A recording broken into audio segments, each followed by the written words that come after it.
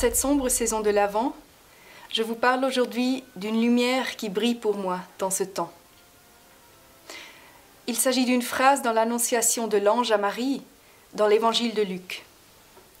À la réaction irritée de Marie à son apparition, l'ange dit « N'aie pas peur ». Le message que l'ange annonça à Marie, qu'elle tomberait enceinte, qu'elle donnerait naissance à un enfant, était en effet une raison pour elle d'avoir peur. Dans l'Antiquité, tout comme aujourd'hui encore, une grossesse précoce et d'un père inconnu peut remettre en question l'avenir d'une jeune fille. En disant « N'aie pas peur » à Marie, l'ange reconnut que la peur serait bien la réaction logique à son annonciation. Il la rassura en lui promettant que Dieu serait avec elle tout au long de son chemin difficile. Marie n'est pas la première à entendre cette phrase dans la Bible.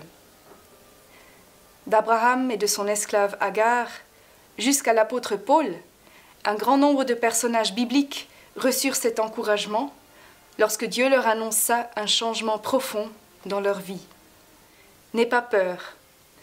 Cette parole courte mais rassurante donna à chacune et chacun d'eux le courage de se confier entièrement à Dieu face aux dangers qui les menaçaient. Nous vivons aujourd'hui un temps de l'Avent bien particulier, marqué par l'inquiétude et l'angoisse.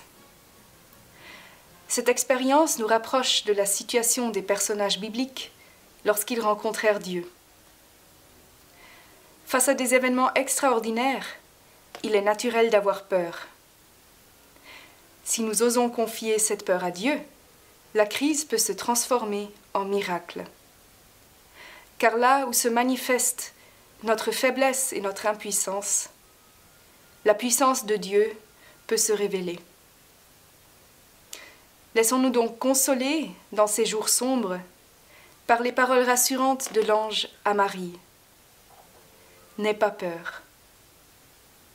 Et que la lumière de l'Éternel, sa bienveillance et sa tendresse soient avec vous. Amen.